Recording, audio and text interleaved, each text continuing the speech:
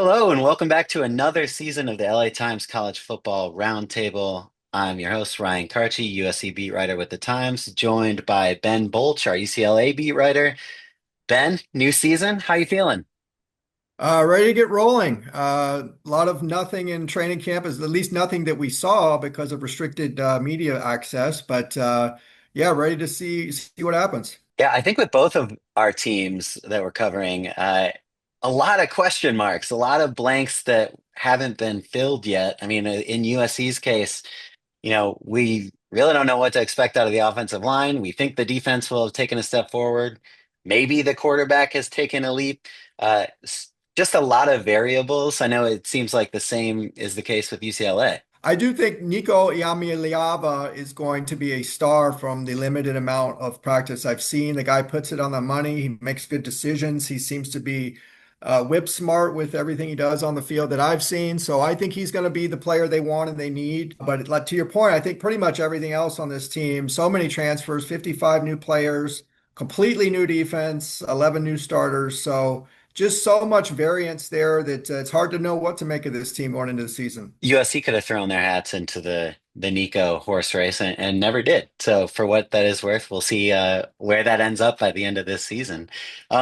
Ben, I want to just quickly talk about our expectations for this season and kind of the high and low end of both. So in terms of just what makes you optimistic this season about UCLA, where are the bright spots? Well, as I mentioned, I think Nico is going to be a star. I think Javian Thomas, their running back transfer from Cal, who is as good or better than Jaden Ott, I think is going to be RB1 for them. I think he's going to be really good. In fact, they have a very deep running back room with him, Jalen Berger, Anthony Woods, and Anthony Frias. So some good running backs. A big question on offense is can they weather any injuries that happen, and will the offensive line hold up? Because that was a huge issue last year. Now they've got four new starters. So that's the big question mark for me on this offense, and one of the reasons that are they going to be able to protect Nico and get him to where he needs to be? That's my big question for this offense. For USC, I think the range of outcomes is so wide that the optimistic case, I think you'd really make a case that USC could be a team that makes the college football playoff. Now, I don't think this is going to be a team that wins the Big Ten. I don't think that's in that range, but you can envision a scenario where things really do go well, both with the quarterback, things sort of iron themselves out on the offensive line. But in terms of what I'm most optimistic about, uh, I think the hype about the defensive line is real. And I've been fooled before. I've been hurt before when making the case for USC's defensive line being tougher and bigger. But I really do think that is the case this time. I mean, just you look at the group in terms of a transfer like Keyshawn Silver in the middle at nose tackle. I think he's really set a tone on this team. On the edges, you have ascending talents in Cameron Fountain and Braylon Shelby, and then Anthony Lucas is a guy they really liked last year who was out for most of the season with an injury. He's back. Suddenly they have so many guys who can play up front that it's not clear who will sort of rise to the top. So I do think that defense just overall, took such a major step last year under Danton Lynn. I think we see another step, maybe not as significant, but certainly a step forward that could put this team over the edge. And I think if you look at a guy like freshman Jakeem Stewart, maybe he starts off a little slow, just given the fact that he's still 17 years old. Lot of growing for him still left to do, but I think by the end of this season, you realize that he's a huge star in the making, and this defense is in a much better place. That's certainly the bullish case. Now, I want to hear, Ben, where are you worried? What could go most wrong for UCLA Well, this season? number one, yeah, they got to keep Nico healthy. I mean, any game he misses, they're going to have a huge drop off to probably, the quarterback behind him, who probably Luke Duncan has not taken a college snap. So you don't want to go from somebody who's been to the college football playoff to somebody who's never taken a college snap. That would be a huge drop off. So got to keep Nico healthy. Offensive line has to come together, and they got to find some playmakers on a defense. They lost Carson Swessinger and Femi Oladejo. They're losing pretty much everybody on defense who was impactful. They need to identify new people to step into those roles. So that's my big question for them. Identify the playmakers, put them in the right spots. I think Akaika Malloy, the defensive coordinator, is masterful at doing that. So I have some optimism there, but it remains to be seen. And they get a first huge test right off the bat against Utah on Saturday. So be interesting to see how it comes together. I feel like for USC, the biggest question mark has kind of been the same, or at least it's been one of the top question marks for every single year since Lincoln Riley's first year at USC, and that's the offensive line.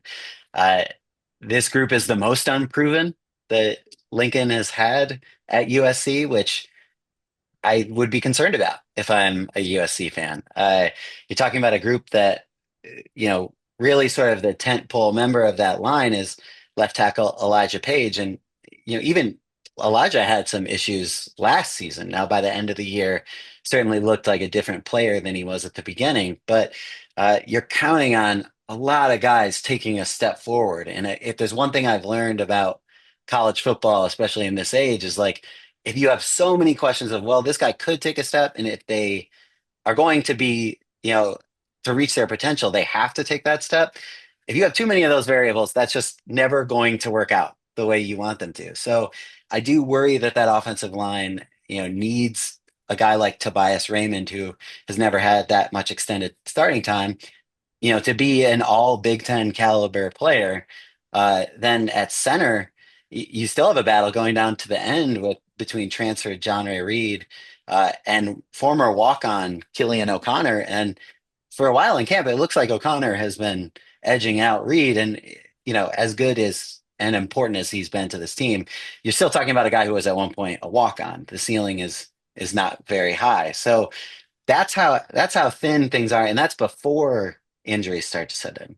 So that's inevitable in any season on an offensive line. So I do worry about where USC ends up, especially towards the middle of the season when you're talking about games like Illinois, games like Michigan, Notre Dame, Nebraska. Uh, all of those are within a 5 week stretch. So that's a difficult stretch right in the heart of the Big Ten schedule. That's when the season will be decided. And I think a lot of it's going to have to do with both lines, but namely the offensive line. Yeah, for UCLA, into their defensive line a little bit, they've got two guys coming back, Gary Smith and Keanu Williams, who either out or injured for most or all of last season, and they're really going to need to be run stoppers and set the tone for this defense. They've got John Bonds in the middle, who's given up baseball to focus on football full time. We'll see if that pays off and what kind of player he is. So some guys and some question marks, guys coming off injuries, got a lot of guys who had good transfer ratings or ratings in high school who haven't really proven themselves at the college level. To your point, you got to get more hits than misses with those guys. So that'll be what I'll be watching for this defense. How many of those guys kind of cash in on their potential and become the players UCLA needs them to be? One player I should note on the USC side of things, kind of skirted around, but Jaden Mayaba is obviously a very important person for this USC season. Was 3-1 in the final four games last year at quarterback. Has all the talent in his arm. The question is, can he put it together? Can he eliminate the mistakes that were a problem down the stretch last year? Big question mark. We'll see. I think he has the ability to reach that point. But then, want to wrap it up here soon. But we both in our newsletters, both of which you can subscribe to on latimes.com, by the way, both of us went game by game to pick, final record predictions for this season. Walk me through your UCLA selections. It seems to me like you were a little optimistic when it came to Yeah, I this definitely season. was on the optimistic side. I'm picking them to go 8-5. I think they'll get off to a good start. Although I did have an upset loss on the road to my alma mater, Northwestern. As I said in my newsletter, weird things happen in a season, and that definitely would be a weird thing, but I think it's possible. Northwestern has a really good transfer quarterback in Preston Stone. They'll be playing in that little high school type stadium, temporary stadium on the lake there. Interested to go see that.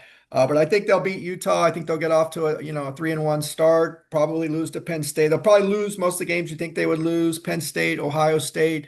I'm saying they'll win at Michigan State. Win most of the games you think they should win. Maybe with the exception of Washington at home, I think it's going to be a loss. And then I'm going to pick them to continue the trend of being the rivalry road team to pull off the victory at the Coliseum. I'm going to pick them to beat SC and finish 7-5 and go to I think I put the Las Vegas Bowl to play Washington State and then win that while Nico's sitting out in preparation for the NFL draft. So we'll see how off base I am. But I'm going 8-5 with the Las Vegas Bowl. I'm sure USC fans will love to hear about your rivalry pick. I went the opposite way in that game. I actually think I picked USC to win pretty handily. So we'll see a lot of season ahead before that one. But on my end, I in laying out the worst case and best case scenarios, I mentioned in the newsletter multiple times that the variance in the season, like we were talking about, is so wide that you can really make a good case for both. So I decided to split the difference between 10-2 and 6-6, which was my range. I picked them to go 8-4. And they've been good in bowl games lately, so I'll give them the bowl win to go 9-4.